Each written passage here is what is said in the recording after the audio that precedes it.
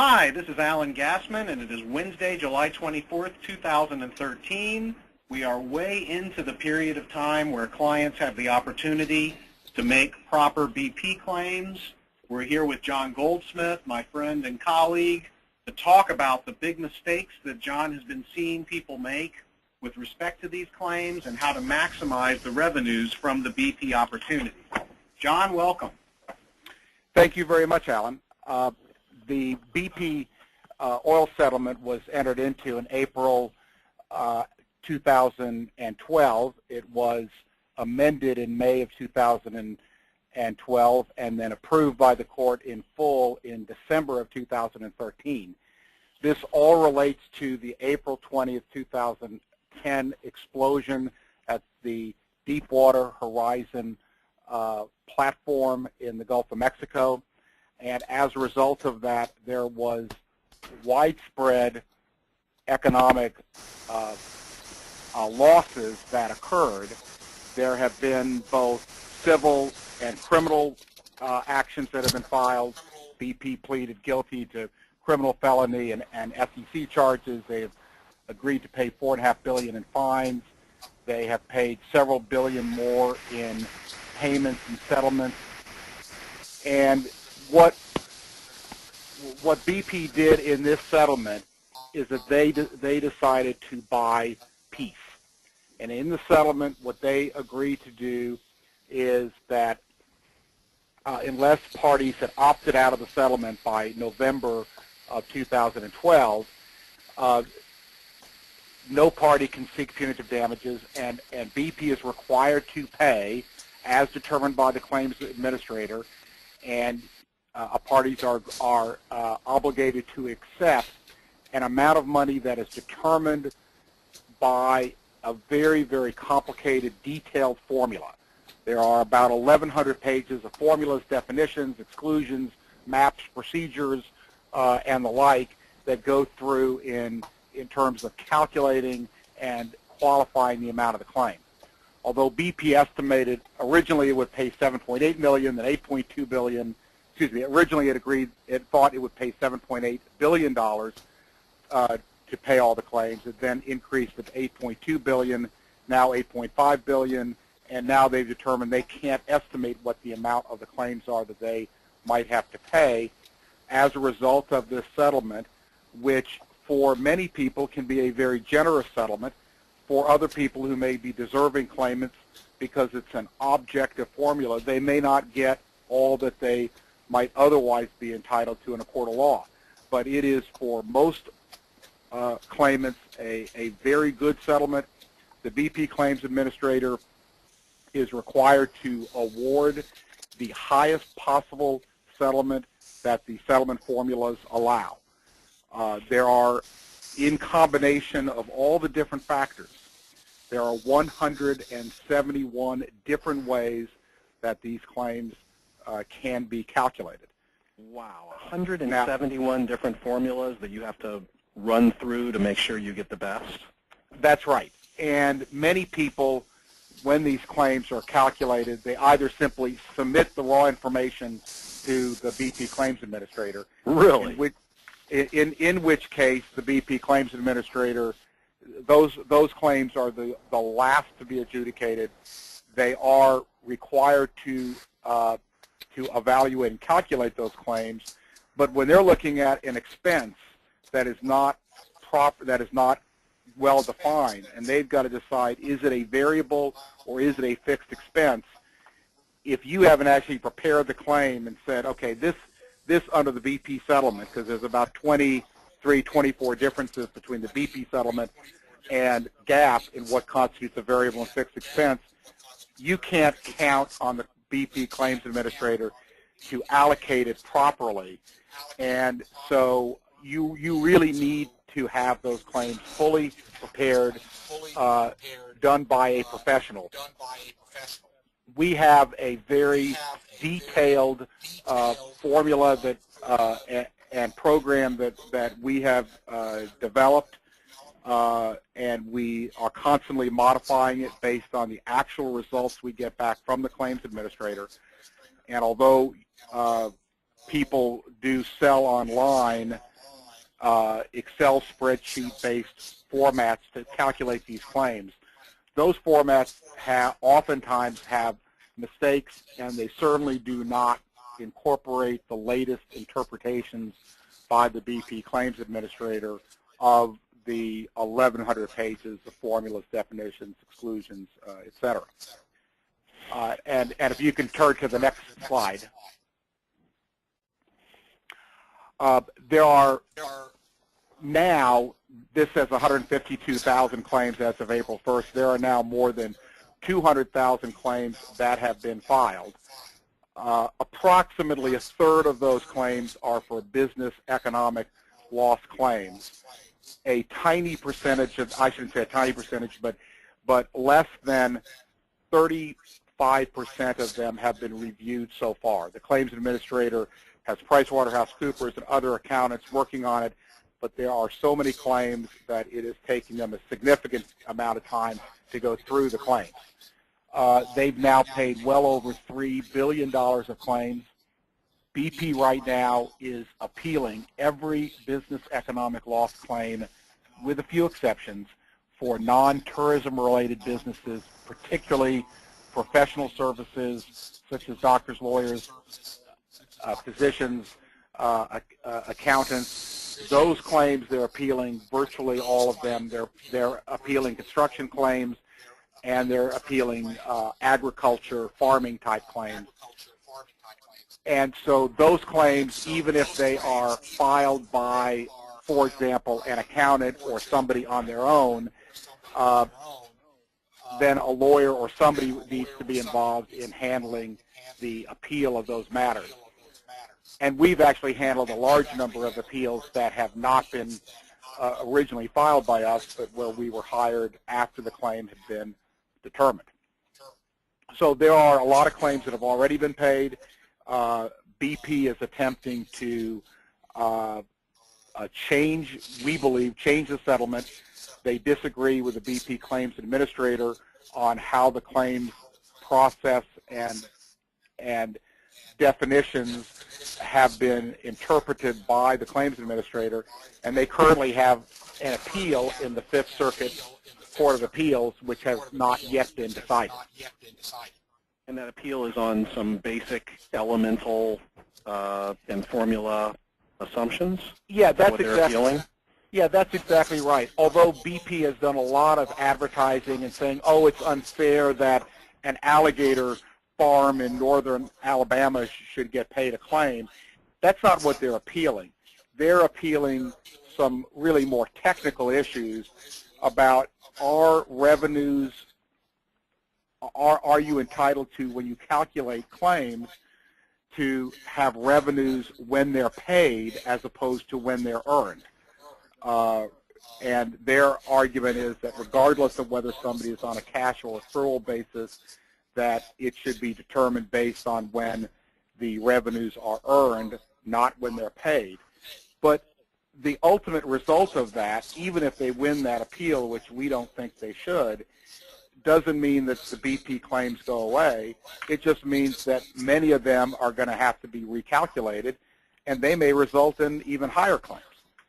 So, so the ultimate appeal that they have is really different than the press that they've had about it. And the result of that, you know, we anticipate will be released by the court probably within 2 to 5 weeks, much quicker than a normal appeal. Okay. So the next slide, please. A summary of the experience of the claims that Trenam Kemker has filed. We have filed claims for individual physicians, physician group practices, long-term health care facilities, rehab facilities, a wide range of not-for-profits, from museums to organizations that provide basic care to needy people. We filed it for manufacturer service businesses, doctors, lawyers, accountants, appraisers, real estate agents, a wide range of businesses. And that leads me to the groups of people that are excluded. You cannot file a claim under this BP settlement unless you are you cannot file one if you are a governmental entity, if you are a bank, but if you're a credit union, you can file a claim, but banks are excluded. Insurance companies, insurance adjusters, anybody relating to insurance, or real estate developers cannot file a claim, but a builder can file a claim, and basically anyone involved in construction can file a claim as long as they are not essentially buying raw land, getting permitting, subdividing, etc. All other people involved in construction, builders, etc., are permitted to file claims. And companies that often have significant claims are companies or individuals who have variable income. So income changes dramatically from month to month. For example, if you're a landlord and you're getting the same rental payments every month, your expenses are the same every month, you're not likely going to have a very good BP claim unless perhaps you lost a significant tenant. However, if you're a physician or a doctor and your monies that you receive vary a lot from month to month, oftentimes they have very significant claims, and we have had the pleasure of filing many of those on behalf of a wide group of professionals and construction companies that often have variable income and significant claims. John, let's talk about physicians and physician groups, because we have a lot of physician and physician group and CPAs who represent physician and physician group viewers here. What are the tricks and traps in the physician world, and what kind of checks can you get for physicians? We've had some very, very significant claims that have been filed on behalf of individual physicians and physician groups. Those claims really relate to sometimes just the timing of when their receivables actually come in.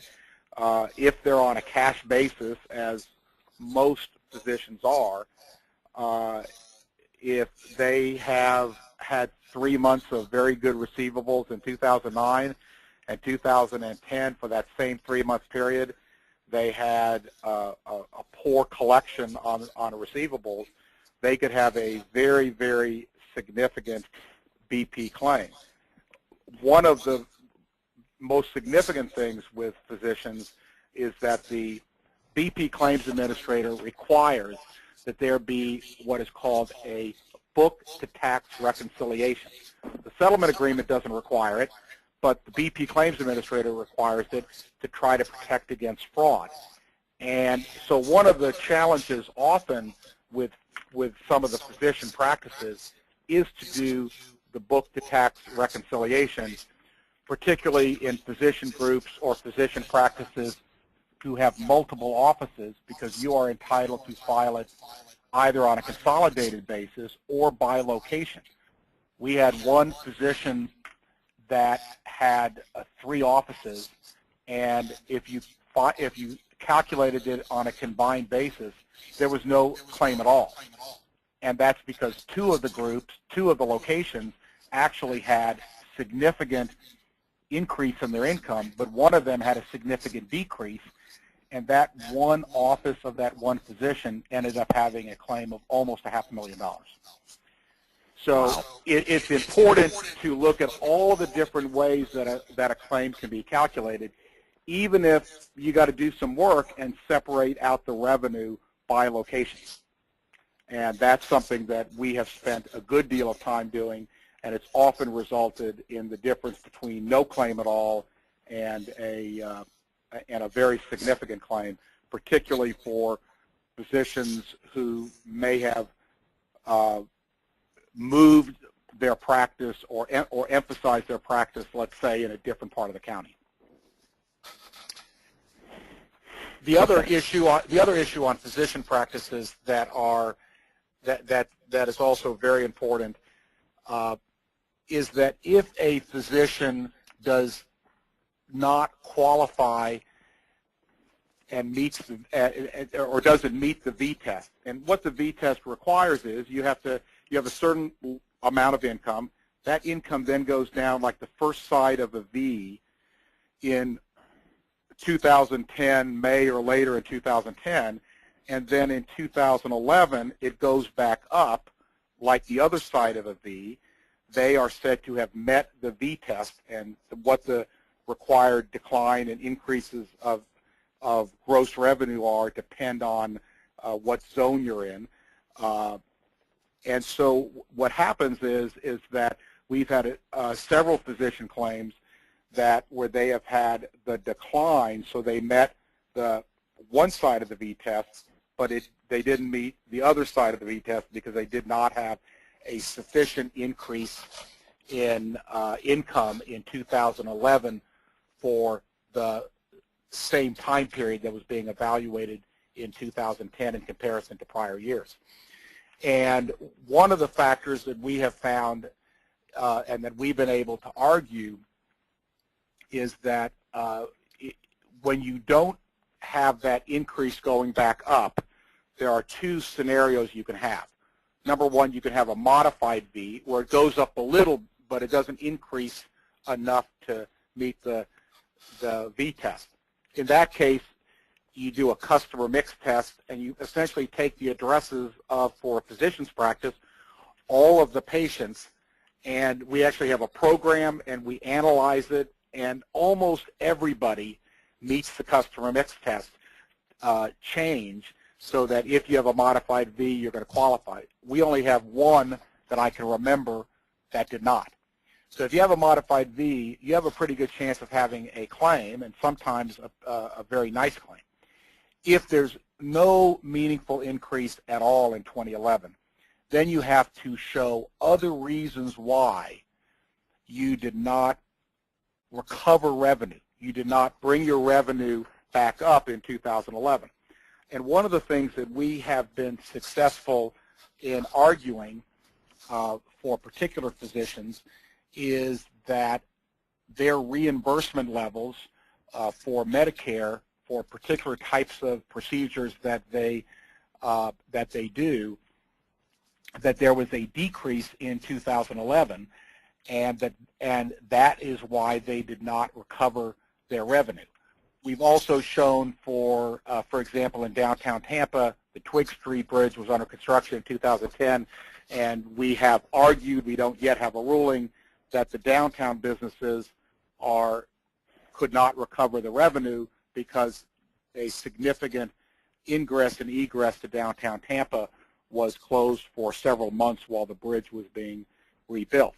And we actually do a lot of research into a particular location to determine what might have accounted for them not recovering revenue. People involved on US 19 with all the construction being done there in 2011, particularly if it is if the construction during that time period occurred in 2011, we have built, I think, some very good cases as to why they could not recover the revenue in 2011. So that's a very significant factor. I will tell you that on the decline-only tests that are submitted to the BP Claims Administrator, those tests, from what I have seen, it is taking the BP Claims Administrator the longest to resolve decline-only tests. They are taking a long, long time, and we don't really have a huge amount of data as to how the Claims Administrator is going to rule on decline-only, because my experience has been that they rule on the easier claims where you meet the V test, or even the modified V test where you can show with the customer mix test, if you meet that, it simply is a mathematical issue. You either meet it or you don't, and it's such a generous test that in most instances companies are able to meet the modified V test because they meet the customer mix test requirement. John, mentioning timetables, what is the estimated timetable for a normal claim versus a claim that doesn't fit into the nice V shape? Well, a V claim, and it's been frustrating because we have some claims that have been adjudicated by the claims administrator as quickly as 3 months on just a normal, straightforward V claim. The larger the claim, the longer it takes for the claim to be resolved. So we have claims that we have filed 8, 10 million and more claims, and that have been pending for more than 6 months. And so the longer claims have a longer process. If the claim is more than $1 million, it also goes through a separate QA review, quality review, and they tend to take longer. They tend to ask for more documents. And we've had cases where a company with $11 million in gross revenue, and the book to tax reconciliation was off by $13,000, and they made us account for almost all of that $13,000. So sometimes the claims are delayed because of that. So in short, I would say on average, it is taking the claims administrator now 6 months to adjudicate a BP regular V claim when filed. Then BP has 30 days to appeal. As I indicated, they're appealing almost all of the business economic loss claims, all the claims for doctors, lawyers, accountants, construction companies, et cetera. And they've got 30 days to appeal. Once they appeal, it is then about 2 months. It has taken us 2 months before we get a resolution. So I would say in a normal V claim, the average is about 8 months, but that is increasing because of the number of claims that have been filed. Okay. And we have had some claims adjudicated in 3 months, and we've had no appeal and it's been paid. We've had other claims that have been pending for 7 or 8 months, and we still don't have an adjudication by the BP claims administrator. But we do, my law firm has an attorney liaison. We call and talk to her about claims that are delayed and hope to move them around. But 6 months is about the average time to be adjudicated on a normal V claim. And that's about the same amount for a modified V. I haven't noticed a significant difference on modified Vs. On decline-onlys, I will tell you that there are some decline-onlys that have been filed for more than 10 months without a ruling. I would say it's difficult to tell because so few decline-onlys have been ruled on, but I would say the average for a decline-only model to have an adjudication by the BP claims administrator is probably somewhere in the neighborhood of 10 months to a year. Okay.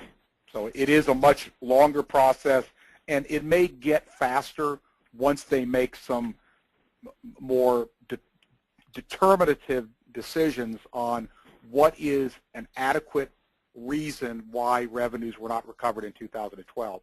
And I don't know, but my sense is they're still struggling to come up with kind of a core group of reasons that are acceptable, and then a process to decide whether other reasons that are provided meet that established criteria.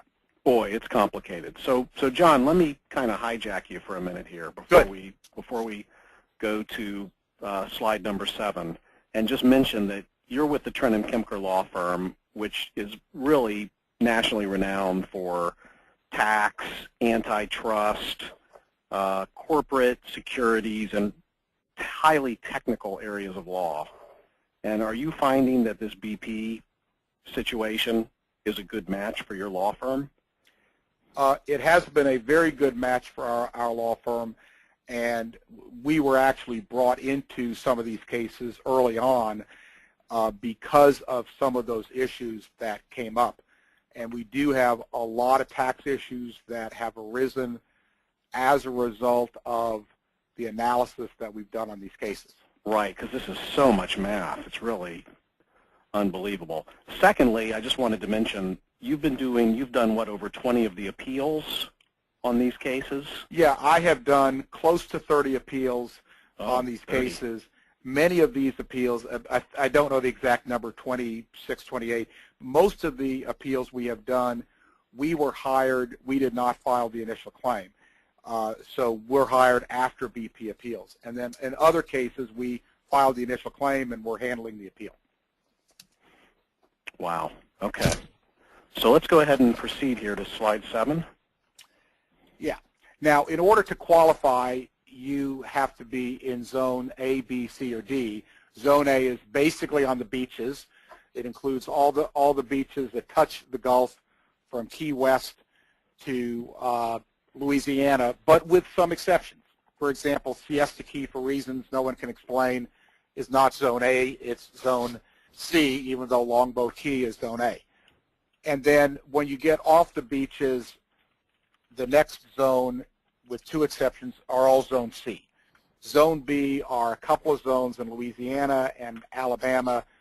You see a little bit of a map at the bottom of your screen that has different colors with what the zones are. But by and large, Zone B for Pinellas County is everything south of Ulmerton and everything west of US 19.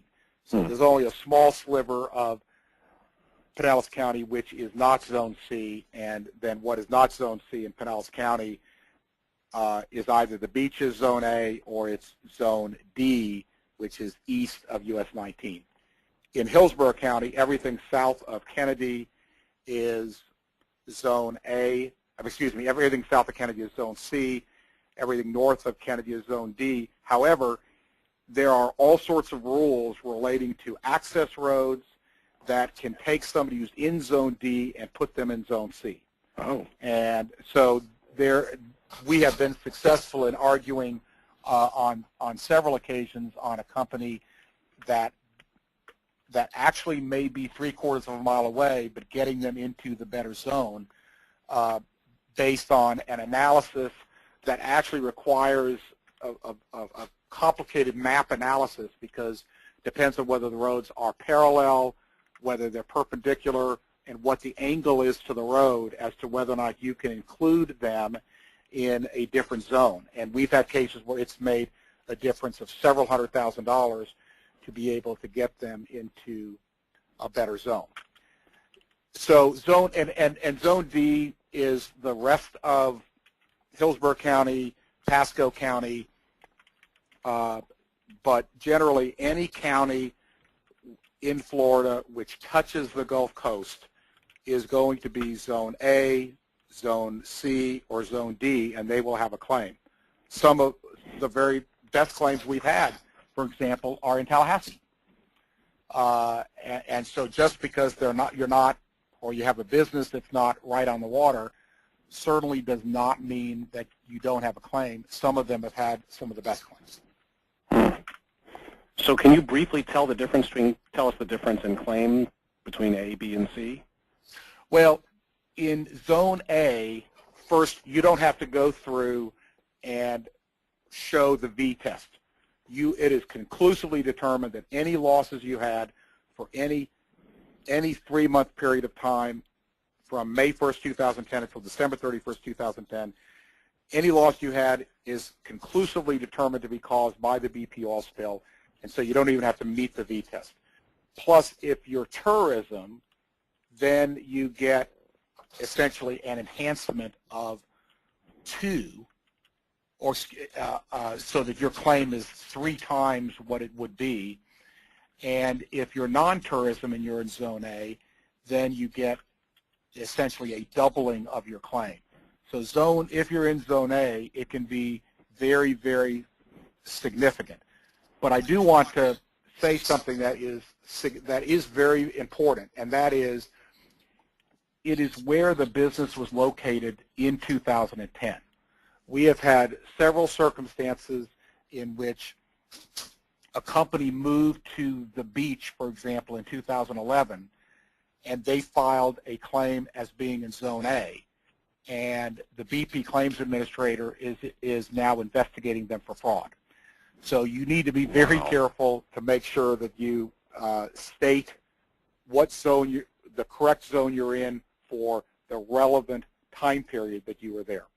Now, Zone B is not really relevant because it doesn't apply to anybody in Florida, although we filed 2 claims for Zone B people in Louisiana. But Zone C,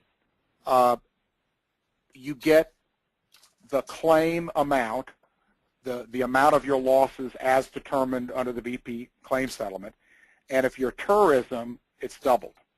If you're not tourism, it's increased by 0.25%. So essentially, you get the amount of your claim multiplied by 1.25 if you're not tourism. If you're tourism, the claim's doubled in Zone C. If you're in Zone D, then it doesn't matter whether you're tourism or not, your claim is increased by 0.25. So your claim is the amount of your losses as determined under the BP claim settlement multiplied by 1.25. Now let me say there's one other addition. What I've told you about is step 1, but you also can get a step 2. So if your income in 2010 for the first few months was going up, and then May hit and you started to go down, you could also have a significant step 2 increase. And we have had some claims that have been made much more substantial because they've had a step 2 increase. And you get the step 2 increase with the risk transfer premium, it can make a very, very big difference in the claim. And I'll tell you, one of the claims that we were involved in representing on appeal didn't even do a step 2 analysis. And when we saw that, we did a step 2 analysis and basically refiled the claim, and their claim increased from about $325,000 to over $600,000. Oh my gosh. So it really does pay to look and do the analysis of step 2 and to do the step 2 correctly and not just assume that the step 2 by eyeballing it does not apply. Okay. Should we go to page 8 here and talk about the common mistakes you're seeing? Yeah, let me go through. Let me just briefly go through them. The biggest problem is that there is 171 different ways to calculate a claim, and a lot of the software that was sold initially did not utilize all those methods. I still do not believe that even the best software actually calculates all 171 different ways of calculating the claim with the step 2, with all the different variables that can be done.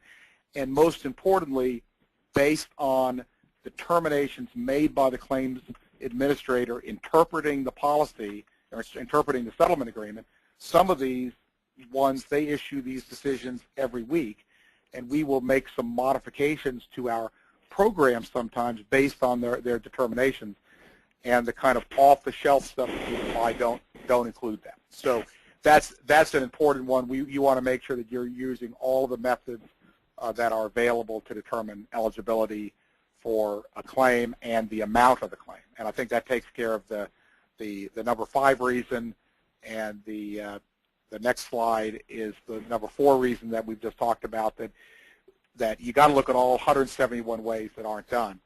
The third reason why I think it's important is that we do, and I know even a lot of lawyers don't do this, but we do a very thorough public information review of the company. We look at all press on the company. We look at the website that's done. Sometimes we recommend changes to the website because they say things that are misleading. And we've had several claims that we've then handled on a review or an appeal because there was something on the website that incorrectly described what the business was, and the claims administrator just denied the claim. It's like, oh, well, you're in the insurance business. No, you're not in the insurance business, but the website was unclear. Oh, you're giving investment advice. You're not included. No, you're not giving investment advice, but it was a sloppily worded website. And so we do a very thorough review. We look at all the public records filings on the company, and we make sure that everything is in order, because we know that BP, particularly for a claim of any size, is going to examine all of that with a fine-tooth comb, and we have seen that time and time again on BP appeals. So we do a very thorough public records review and review of internet website, all press on a matter, on a company, and we deal with it head-on with a memo that we send to the claims administrator at the time that the claim is filed. Okay. Oh, we have a question, and the question was, you know, what else do you have to substantiate besides numbers? You do not need to substantiate anything other than numbers. You know, you need to submit sales tax returns because they look at those to make sure they match up. You don't have to reconcile that yet. That could change, but you do have to reconcile the tax returns, the federal income tax returns, to the BP claim. But the only kind of non-number stuff that needs to be presented is oftentimes an explanation. And we will sometimes explain, for example, what the business is. Sometimes you have a business that doesn't fit neatly into the industry codes. And BP claims administrator looks at it and says, oh, well, that's really insurance. It's really investment advice. And so we will provide an explanation of what the company does, and we'll tell them this comes from a firm brochure. This comes from different things. We also will explain issues, for example, if they had a large income item a particular month that may actually give them a very large BP claim, we'll give a little bit of an explanation of what that's about, because it's going to be suspicious if you have a $3 million bump in the month of August of 2009 that gives you a big BP claim for 2010. We explain what that is because we know we're going to get questions. We know they're not going to just blindly calculate the claim. And so we do a lot of that analysis. And then I think most importantly, the BP claims administrator picks up the phone and calls directly the clients and asks them questions. And sometimes they call the clients, and the clients will be sloppy and say something that will result in a very bad result. So one of the things that we do is we tell the clients that if you receive the calls that they need to contact us, and we field and handle those calls. We do them in a very timely, very professional, and thorough fashion for the BP claims administrator. We provide them answers in writing, usually within a business day of when we get them, and we don't have the risk of a bookkeeper picking up the phone and giving an inaccurate answer that the BP claims administrator then uses to deny a claim, and then we've got to go and ask for a review and second-level review, appeal, et cetera. And so that's been that has actually been a big benefit when we realize that the BP claims administrator is oftentimes calling the claimant or the bookkeeping or accounting department directly. So let's talk about the fees now. What are people normally paying, and how are these being split? And I've not seen accountants do things on a contingency basis anymore, but I guess this, I've been before, but I guess this is an exception and an opportunity for them, and we have a lot of accountants listening. So what's going on here? Let me talk about that. Accountants are permitted to do this on a contingency fee because they are not testifying, but there's one very important exception.